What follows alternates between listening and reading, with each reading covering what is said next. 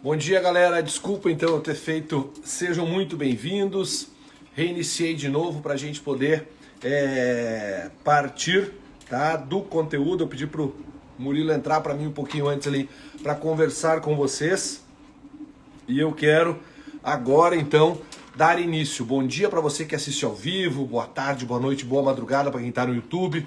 Pessoal que está escutando no carro, no Spotify, sejam muito bem-vindos a esse nosso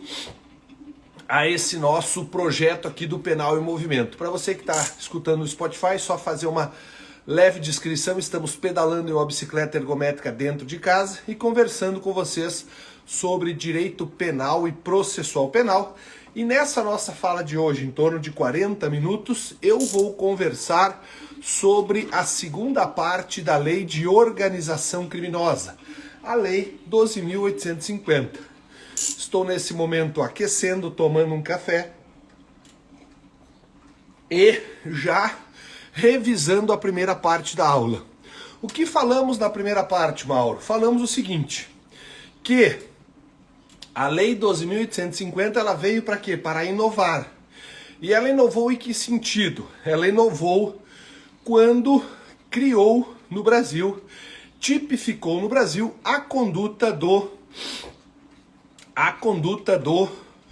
fato de você pertencer a uma organização criminosa e a tipificou. Uma coisa que eu não falei na aula passada e é importante no pedal passado, e é importante pontuar aqui, foi que a primeira lei de organização criminosa, salvo engano, a Lei 9.034, acho que era esse o número, ela não trouxe o que era organização criminosa. Como assim? Simplesmente ela não explicou, não trouxe um conceito autêntico, contextual, ou seja, autêntico porque está na lei, contextual porque está no mesmo dispositivo, ela não trouxe esse conceito. E aí não se podia punir ninguém por organização criminosa porque nós não tínhamos, olha o absurdo, nós não tínhamos a fixação legal, a definição legal, melhor dizendo. Aí tentou-se usar, o professor Fernando Capês sustentou isso no seu livro, explicando muito bem, que tentou-se usar um conceito de organização criminosa da chamada Convenção de Palermo sobre o crime organizado. Mas isso chegou até o Supremo e o Supremo falou, não pode. Nós não podemos, no direito doméstico brasileiro, utilizarmos um conceito do direito alienígena que não está formatado à luz do nosso direito penal nacional, pátrio. E aí não se conseguia punir ninguém. A Lei 12.850 coloca, então, por fim, uma pá de cal nesta situação, dizendo, olha, organização criminosa, grupo de 4 pessoas, com divisão de tarefas, informalmente ainda que seja organizado, que deseja praticar vários crimes, desde que esses crimes tenham pena superior a 4 anos ou tenham caráter transnacional. E aí foi o conceito que nós trabalhamos na aula passada. Vimos que isso é um crime que vai haver o concurso com outros crimes. Por exemplo, se eu componho uma organização e pratico roubos, eu vou responder por organização criminosa, pena de 3 a 8 anos, e vou responder por roubo, beleza? Vimos que esses 4 que são exigidos, esse número legal de 4, pode ter um menor, pode ter 2 menores, pode ter 3 menores. E se isso ocorrer, eu tenho, na verdade, também um concurso de crimes, porque o maior que compõe a organização criminosa irá responder por compô-la e também haverá um crime de corrupção de menores. Vimos que se houver a participação de servidor público, haverá um aumento de pena, desde que a organização criminosa venha a se valer deste servidor público. Como assim? Imagine que a organização criminosa seja composta por um servidor público, mas esse servidor público nada colabora em razão do seu cargo com a organização criminosa. Aqui ele não vai responder a organização criminosa não terá esse aumento de pena porque não se vale da qualidade dele. Cuidado com a questão de policiais, tá? Eu acabei não falando na aula passada. O que é, Mauro? A lei prevê que no caso de um policial, tá?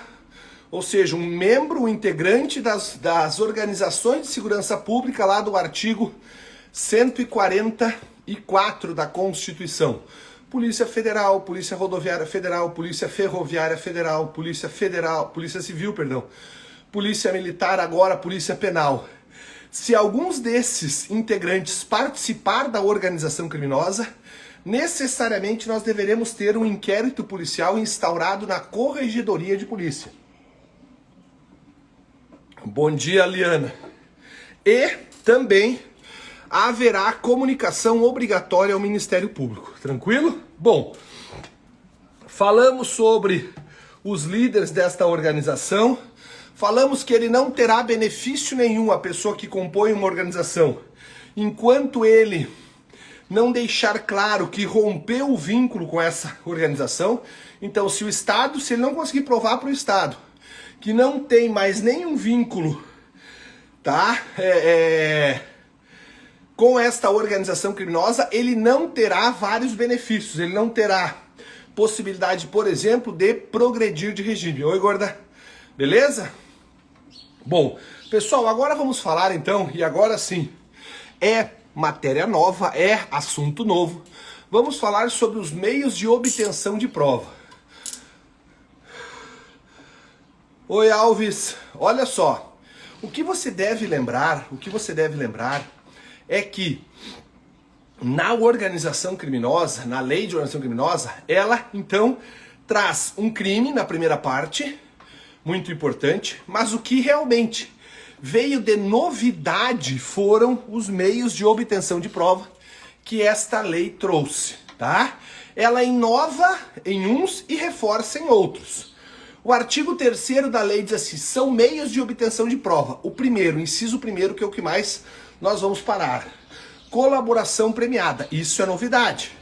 O que é a colaboração premiada? É uma espécie de justiça negociada, é uma espécie de direito penal de barganha, em que o Estado vai com o indivíduo trazer fazer um certo negócio. É isso mesmo, é um negócio jurídico entre o Estado e o autor de um crime. Beleza? Beleza.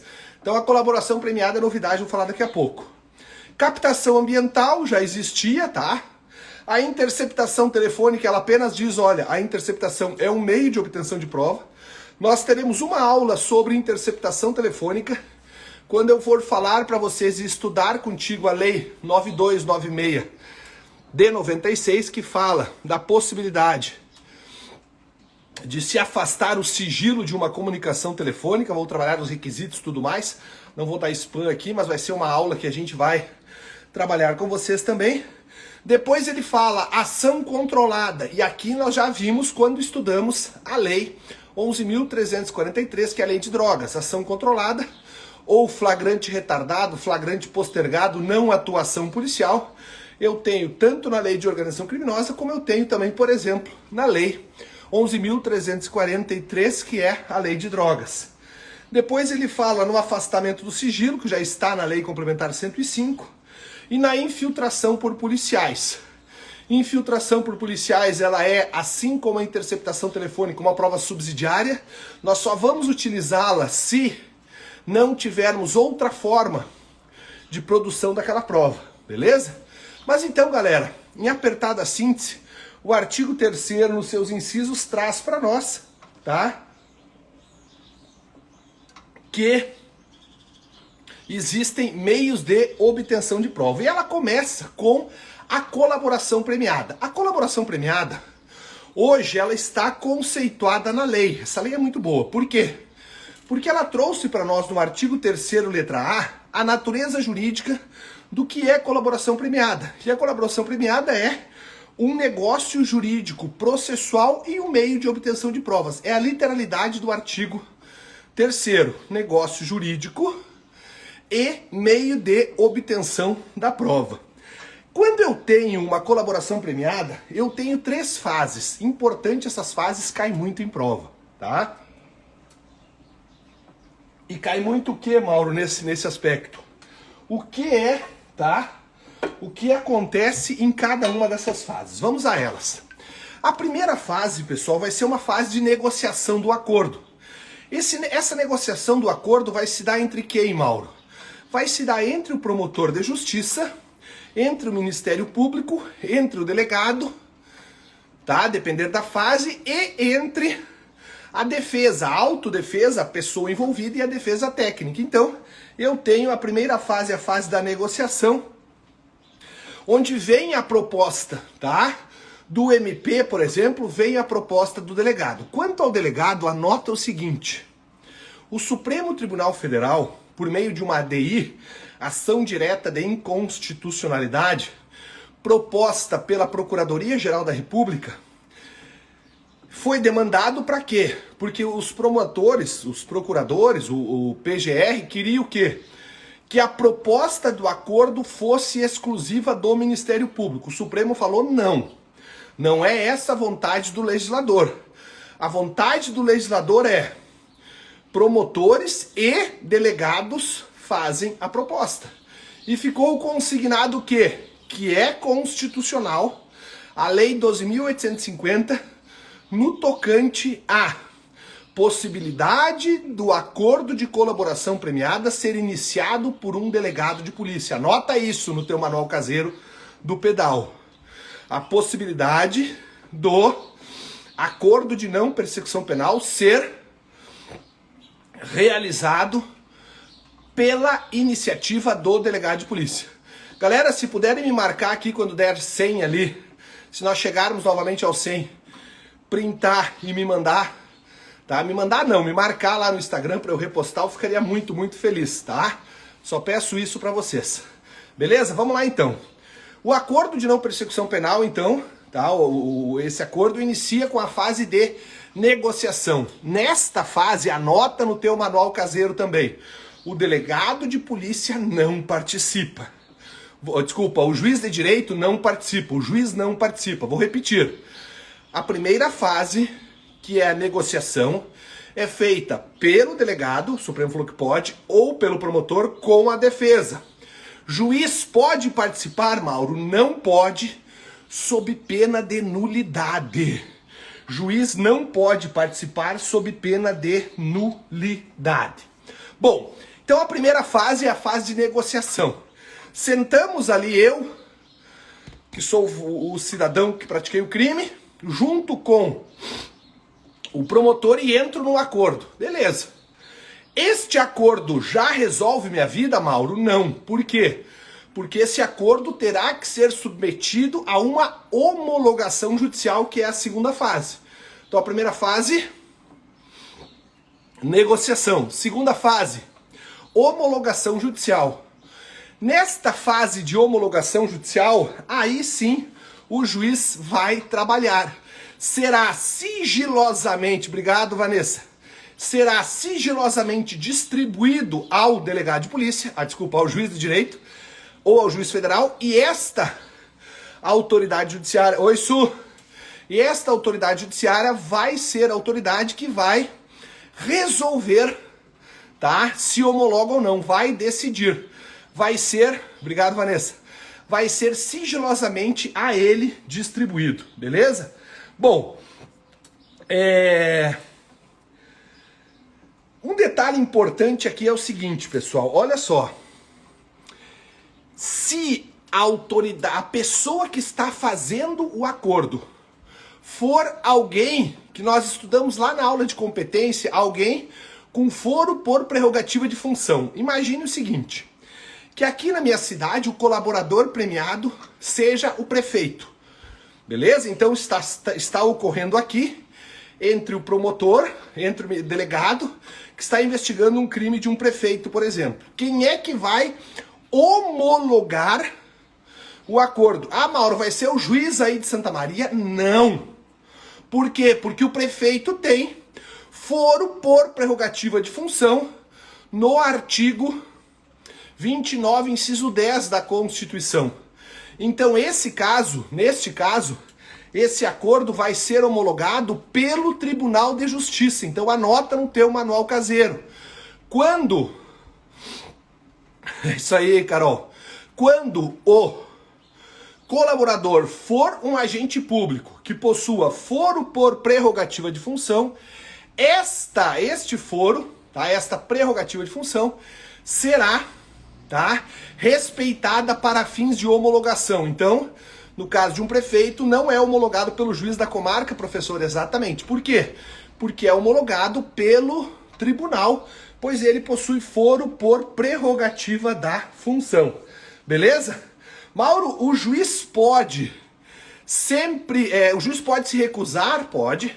Ele pode se recusar a homologar. Por quê? Porque ele entende que não estão preenchidos os requisitos necessários, tá?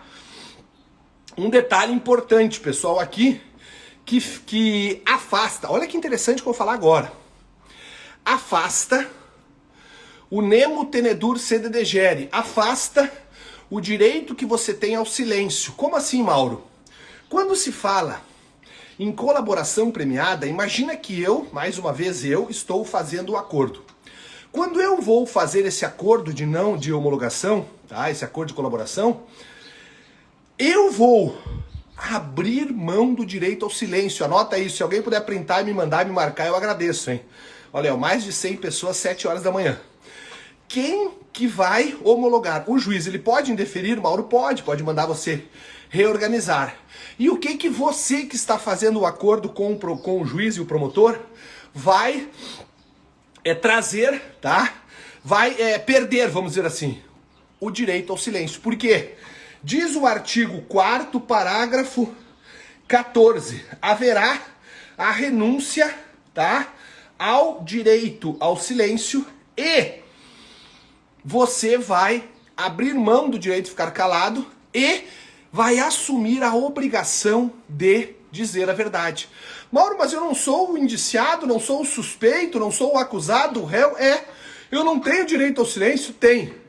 Mas se você faz um acordo de colaboração premiada, você abre mão desse direito. Isso consta na lei. Você presta o compromisso de dizer a verdade como se você fosse uma testemunha e também vai perder o direito ao silêncio. Tranquilo?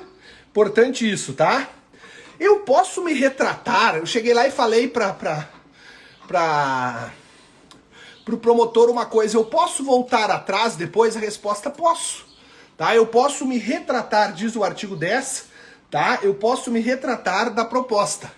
E um detalhe, se essa retratação ocorre em um momento cuja a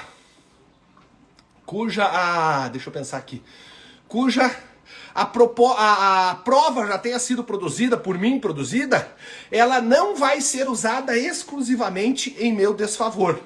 Tá legal? Se eu me retratar dessa proposta, artigo 4º, parágrafo 10. Parágrafo 10º. Bom, pessoal, olha só. 3 fases eu falei para vocês e eu já conversei de 2. Primeira fase, negociação. Juiz não participa. Segunda fase, homologação. Cuidem o foro por prerrogativa de função e a abertura de mão do direito ao silêncio e a obrigação de dizer a verdade. E a terceira fase, Mauro? A terceira fase agora é quando o juiz, tá? Lá por ocasião da sentença, tá? Ele vai apreciar, vamos dizer assim, o mérito do acordo. Então, primeiro o acordo é feito, o acordo é homologado e depois a gente vai ver se deu certo esse acordo, se ele trouxe tudo que ele tinha que trazer. E aí o juiz, então, por ocasião da sentença, vai analisar o acordo para ver quanto de benefício será dado ou não a esse colaborador. Então, 3 fases, pessoal. Negociação sem juiz, homologação com o juiz, respeitando o foro por prerrogativa de função, e uma terceira análise, e uma terceira fase, quando da fase da sentença, em que o juiz vai, de fato, ali, analisar a extensão do benefício que foi ofertado com aquilo que realmente o colaborador se comprometeu a fazer por ocasião da sua fala, por ocasião da sua do seu ajuste, beleza? Beleza. Bom, algumas questões pontuais importantes sobre o acordo, tá legal?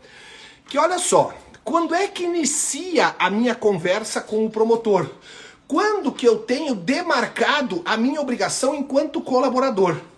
Diz uma novidade do parágrafo 3º que quando a proposta é recebida, seja porque foi iniciada por uma parte e recebida pela outra, demarca-se o início da confidencialidade, porque esse acordo é sigiloso. Então, quando o promotor oferece ao advogado o acordo, ou vice-versa, a partir do momento em que esse acordo foi estabelecido, tá? Foi proposto, demarca o que diz a lei, tá? O marco de confidencialidade, perdão, tá? E a partir desse momento, se alguma das partes contar sobre isso, nós temos aqui uma quebra nesse vínculo. Logo, a quebra nesse vínculo levará ao quê? A possibilidade de desfazimento deste acordo, beleza?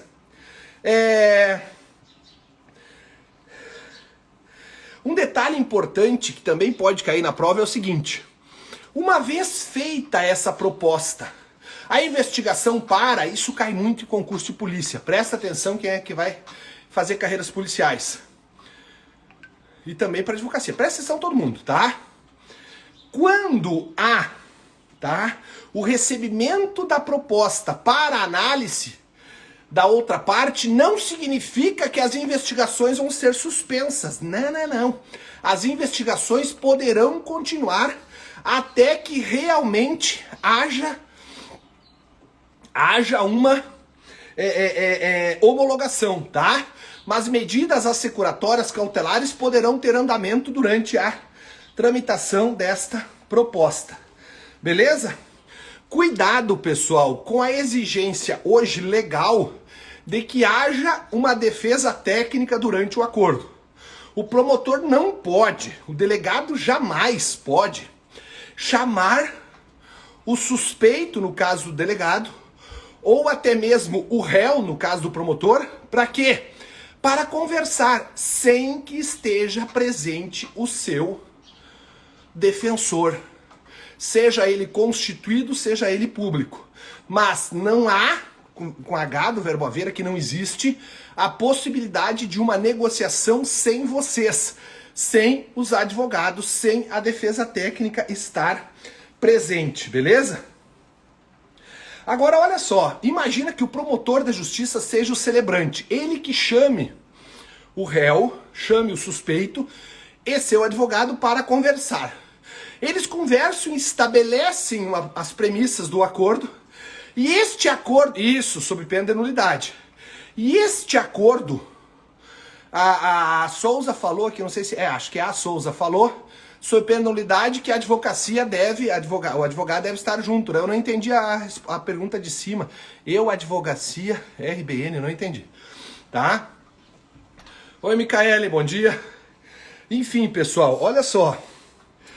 Se o celebrante, promotor ou delegado de polícia levarem a uma não celebração do acordo posteriormente, ele inicia, depois ele não quer mais, aquilo que foi apresentado não serve de prova contra o colaborador. Então, se o acordo não saiu, porque o celebrante, tá? Porque o celebrante... Ah, Vanessa, tudo bem? Olha só. Isso serve muito para a advocacia, certamente, até porque hoje é uma baita de uma ferramenta na mão do advogado de defesa, tá legal? SWAT, Carila Lima, tá? Então cuidado com isso, tá legal, pessoal?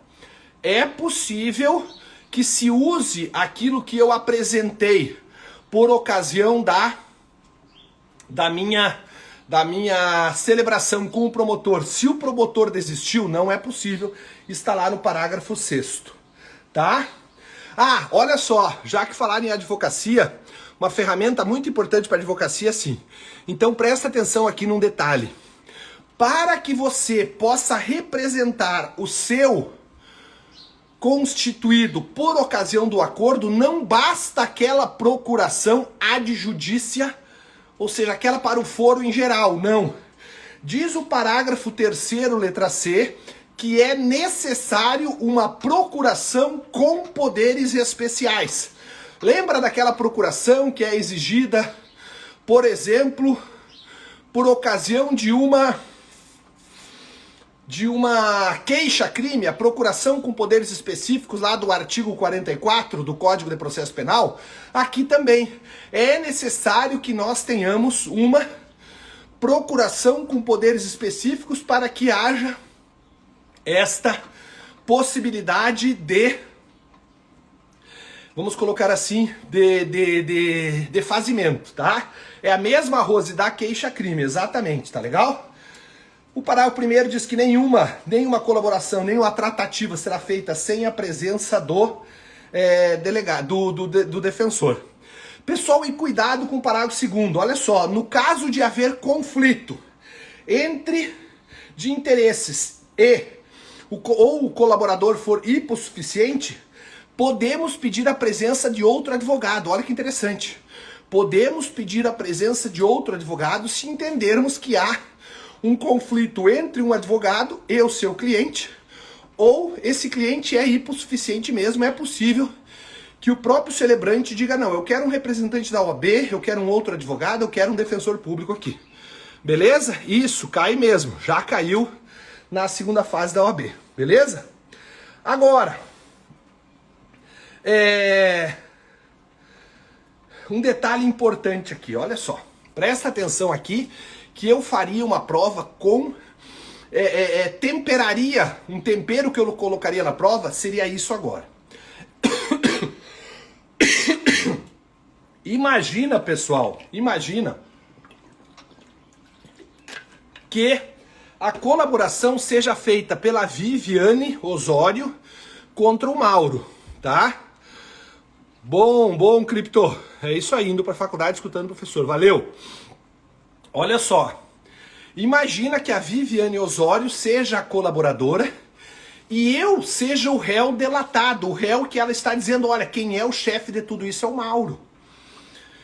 Atenção para o artigo 4º, parágrafo 10A. Diz assim, em todas as fases do processo, deve-se garantir ao réu delatado, no caso eu, que a Viviane está me delatando, a oportunidade de me manifestar no prazo concedido para a Viviane. Então não esqueça, o réu delatado tem direito, de falar. O réu delatado tem direito de falar durante a celebração do acordo, durante a tramitação. Previsão no artigo 4º, parágrafo 10F. Tá? Bom, vamos agora entrar em alguns aspectos formais / materiais do acordo. O que é importante ser respeitado pelo juiz, não só no aspecto formal, o juiz não participa do acordo, o juiz apenas homologa. O réu delatado tem direito de falar, Rose, é isso mesmo, tá? Olha só, quando alguém... Vamos imaginar a Viviane me delatando novamente, tá? A Viviane Osório me delatando novamente. O que não poderá ser feito contra o Mauro com base exclusiva no que a Viviane Osório falou? Diz o artigo 4º, parágrafo 16, tá? Nenhuma das medidas será feita apenas com a palavra da Viviane. Medida cautelar, recebimento de queixa ou sentença condenatória. Ou seja, o que esse parágrafo está dizendo para nós?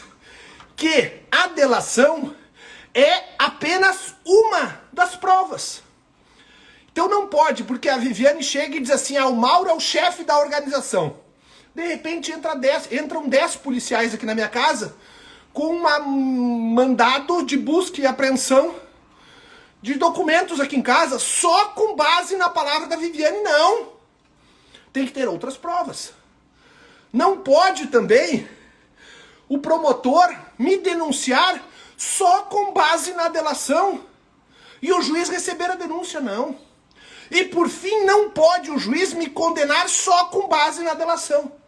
A delação é, anota, mais um meio de prova. Mas não pode ser o único meio de prova que leve a uma medida cautelar, a uma sentença condenatória ou ao mero recebimento da denúncia. Beleza? Mauro, e uma vez, tá? Que o cidadão diga assim, eu vou contar tudo o que eu sei, mas ele acaba não contando. Ele acaba omitindo algumas informações durante o acordo. Nesse caso, o acordo pode ser rescindido. Nós podemos rescindir o acordo se não estivermos diante de uma situação em que o réu falou tudo o que sabia, tá? O acordo poderá ser rescindido diante de uma omissão dolosa por parte do colaborador. Parágrafo 17 do artigo 4º, tá? E outra coisa também que é importante, pessoal. Valeu, Ellen. Estimaço de... É mais um meio de prova, Rose. É isso mesmo. Ó, a Ellen aí é de constitucional, mas tá vindo aqui para dar um oi. Valeu. Aqui a gente fala de constitucional também porque falamos direito ao silêncio, falamos da não produção de provas contra si mesmo. Falamos sobre o artigo 144, tá? Que são, na verdade, os órgãos de segurança pública. Tá, Ellen? Mas seja bem-vindo. Bom, pessoal, olha só. Para que esse acordo venha a produzir efeito também, para que o réu delatado possa se beneficiar, é necessário que haja prova de que ele não mais está envolvido naquele crime. Porque ele não pode vir aqui colaborar e com a outra mão lá está praticando crime. Não. É necessário que ele diga, saí desta organização criminosa. Estou agora colaborando com o Estado. O Estado me dê algum benefício. Então, se não ficar provado, se ele não fizer prova, se o Estado não tiver ciência disso, que houve o rompimento do nexo dele com a OCRIM, ele não terá direito aos benefícios do acordo. Parágrafo 18º, beleza? Bom, Mauro, tu falou benefício do acordo, blá blá blá blá blá, mas quais são esses benefícios? Pessoal, primeiro, tá? Esses benefícios poderão ser antes de uma sentença penal ou depois de uma sentença penal. Olha que interessante isso aqui. É possível que o acordo ocorra depois da condenação, Mauro, E aí terá o réu oportunidade, o condenado, de reduzir a sua pena. E aqui uma questão que não é jurídica, mas é o que eu, Mauro, penso sobre isso, é que é muito eficaz um acordo de colaboração depois da condenação, porque o réu sempre acha que pode ser absolvido. Mas quando ele é condenado, que ele é colocado no cárcere, ele percebe que vai ficar 10 anos ali, se o Estado dá a ele uma oportunidade, diz, olha, réu, tu tá condenado, já acabou, não tem mais recurso. Tu quer negociar comigo? Me fala quem são os outros agentes que trabalham contigo que eu te dou um benefício. Qual o benefício, Mauro? Diminuição da pena. Opa, eu vou colaborar. Então é muito eficaz. Essa é a palavra que eu estava buscando. É muito eficaz esse acordo depois da condenação. Mas o artigo 4º diz que o réu poderá receber os seguintes acordos. O mais legal de todos, anota, perdão judicial. Tá? Perdão judicial. Claro que aqui existem alguns requisitos a mais. Mas é possível que o juiz venha a perdoar o cara? É possível. O perdão judicial, que é aquela situação em que o juiz reconhece que o cara praticou o crime, mas deixa de aplicar a pena, é o primeiro benefício que ele pode celebrar. E um detalhe é o seguinte, não precisa ser esse benefício dado logo no início. É possível que esse benefício venha para depois. Tá? Segundo, redução de até 2/3 da pena privativa de liberdade ou substituição da pena privativa de liberdade por uma pena restritiva de direito. É um benefício que o delegado, que o promotor pode negociar com o colaborador. Diz, olha, tia, redução de 2/3 da pena. Tua pena é 12 anos aqui, vai pegar 4. Tua pena é de 10 anos, vai pegar 13 e pouquinho. Ou seja, nós vamos negociar, tá, com o colaborador. Essa proposta tem que ser sedutora, essa proposta tem que seduzir o colaborador. Para quê? Para ele contar para o Estado, porque esse cara aqui tá ferrado no crime. O colaborador tá ferrado no crime, ele precisa realmente ter alguns benefícios, beleza? Mas para que o perdão, a redução da pena, a substituição da pena privativa de liberdade por alguma pena restritiva em direitos possa ser proposta e possa ser utilizada, é necessário que o colaborador dê alguma coisa ao Estado. E aí os incisos dizem, tá, que ele deve identificar os outros coautores, deve servir ao menos para identificar os outros coautores, revelar a estrutura da organização, olha, eu sou o chefe, esse é o fulano, aquele é o cicrano, deve servir para prevenir que outros crimes aconteçam, deve servir para recuperar aquilo que foi furtado, recuperar aquilo que foi subtraído, melhor dizendo, ou seja, deve trazer algum... deve servir também para prevenção, para que outros crimes não aconteçam. Então ele deve identificar quem são os seus coautores, deve revelar a estrutura, deve ajudar a evitar, prevenir que outros crimes ocorram, deve fazer com que haja uma recuperação daqueles ativos que foram subtraídos. E também, pessoal, imagina num sequestro, o cara tem que... Obrigado, Drica. Drica começou a nos seguir, valeu. Qual artigo está sendo tratado tudo isso? Eu já falei bastante aqui na Arlisson, a partir do artigo 3º, letra A. Artigo 3º, letra A, e agora entrei no artigo 4º da Lei 12.850, tá? Olha só, estou agora lendo o artigo 4º contigo, trabalhando o artigo 4º. Então, para que o cara tenha o benefício, é necessário, primeiro, identifique os outros, revele a estrutura, ajude a prevenir crimes, ajude isso que eu falei quando o Edson perguntou ali, ajude a localizar uma vítima de sequestro, por exemplo. Ele tem que vir e colaborar comigo para quê? Para que eu possa exercer ter esse benefício. A vítima está em tal cativeiro, o cativeiro é esse ou aquele. Beleza? Beleza. Bom, vocês sabem de nada, Edson, vocês sabem que o juiz tem um prazo para oferecer, para receber a denúncia. O promotor, na verdade, tem um prazo para oferecer a denúncia e o juiz tem que receber aquela denúncia no prazo. Aqui na Justiça Militar é de 15 dias, lá no direito processual comum não há um prazo para o juiz, tá? Mas para o promotor há o prazo de 5 dias se o réu está preso e 15 dias se o réu está solto, ele tem para oferecer a denúncia. Sob pena do quê? Sob pena de. Se não o fizer, surge a possibilidade da ação penal privada subsidiária da pública. Lembra disso, né? Pois bem, o artigo 4º, no seu parágrafo 3º, traz para o Estado a possibilidade desse prazo de oferecimento da denúncia ser suspenso por até 6 meses. Para quê, Mauro? Para que nós possamos analisar melhor essa proposta. Esta suspensão de 6 meses é do prazo 1, para o promotor denunciar. 2, a suspensão também vai alcançar o prazo prescricional. Beleza? Valeu, Matheus. Obrigado, tá? Olha só.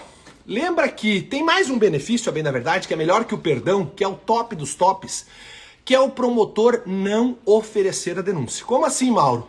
O promotor deixa de oferecer a denúncia contra o cara. É isso mesmo. O promotor deixa de oferecer a denúncia contra o cara. Então o réu é tão bom, mas ele é tão bom colaborador que o Estado sequer vai denunciá-lo. Exatamente isso. Mas para que o promotor possa oferecer esse benefício de não denunciar, não é, Mário? Tudo bem? Para que o promotor possa não oferecer a denúncia, deixar de oferecer a denúncia, ele tem que observar, primeiro, o cara não pode ser o líder da organização. Este benefício de deixar de oferecer a denúncia, ou seja, o cara não vai nem ser processado, então ele não tem perdão, ele não tem redução de pena, ele não tem substituição de pena, não. Simplesmente ele não será processado. Desde que, primeiro, o cara não seja o líder da organização. E segundo, que ele seja o primeiro a entabular, ele seja o primeiro a prestar efetivamente algum benefício ao Estado. Então, se ele não for o líder, ele é um qualquer da Ocrim, aí pode, ele é um qualquer. Segundo, ele é ele é o primeiro a procurar o Estado, ele é o primeiro a sentar com o promotor, o primeiro a sentar com o delegado. Aí é possível que a proposta inclua o melhor benefício de todos, qual seja o benefício do não oferecimento da denúncia, beleza? Agora, e quando é que vai ter uma informação? Quando é que eu sou o primeiro, Mauro? Como é que eu vou saber quando eu sou o primeiro? Até a Lei 13.964 existia muita dúvida, era muita doutrina escrevendo. Hoje não. Hoje eu sei que o conhecimento prévio, tá? Daquele fato que vai auxiliar, então, tá? A dizer, não, realmente ninguém prestou colaboração ainda sobre isso, vai ser demarcado pela instauração do inquérito policial lá na delegacia ou do PIC, do procedimento investigatório criminal lá com o promotor, tá legal? Bom, e parágrafo 5º do artigo 4º, importantíssimo, já estamos fechando o prazo aqui, que vai dizer que se for posterior à sentença, lembra que eu até fiz um comentário de cunho pessoal que eu achava, que eu penso, que eu entendo, que realmente é muito importante essa possibilidade, e ela está no artigo 4º, parágrafo 5º, que vai dizer o seguinte: se o acordo for depois da sentença, a pena poderá ser reduzida à metade ou ser possível admitirmos a progressão de regime sem os requisitos objetivos. Por exemplo, sem que tenha sido cumprido aqueles prazos do artigo 112, salvo engano, da Lei de Execução Penal. Então eu posso adiantar a saída do cara da prisão. No caso que descobriram agora contra o promotor Moro, eles podem até oferecer a denúncia, até oferecerem nada contra o colaborador. Pá, Aline, eu não comento o caso concreto assim, eu nem acompanho, não tô nem sabendo o que tá acontecendo aí, tá? Sei que teve um caso aí do Moura senador, né, junto com o presidente, mas esse eu não sei, tá? Bom, pessoal, por hoje era isso, tá legal? 42 minutos, tá bom demais. Bom dia, professor, tudo bem? Estou estudando com você para segunda fase, aprendendo muito. Valeu, Brunão, obrigado, conta com a gente. Não deixa de acompanhar, Bruno, todo dia às 7 horas da manhã que a gente vai fazer essas lives, tá? Eu aproveito a mensagem do Bruno para comunicar aos senhores. A partir de agora vai ser sempre às 7 da manhã, tá legal? Das 7 até às 7h40, com exceção de quarta, que quarta eu não consigo. Por quê? Porque eu dou aula na faculdade, tá? Depois eu tenho um programa na rádio lá que eu vou e aí me complica quarta-feira de manhã. Mas os outros dias, sempre 7 horas. Amanhã terá sim, Edson, é só acompanhar nos stories, eu sempre peço. Coloco a caixinha ali, cliquem lá, tá? Na contagem regressiva que ela avisa vocês quando a live vai começar. Beleza? Grande, professor Mauro, valeu. Gente, obrigado. Então eu só peço a vocês, se puderem compartilhar o nosso projeto aqui, eu agradeço muito. Amanhã, 7 horas, tamo junto aqui, vamos dar continuidade. Ainda na Lei 2.850, vamos falar da ação controlada. Isso é importante. Vamos fechar a ação. Beleza? Fiquem com Deus e amanhã tamo junto de novo. Beijo grande. Tchau, tchau.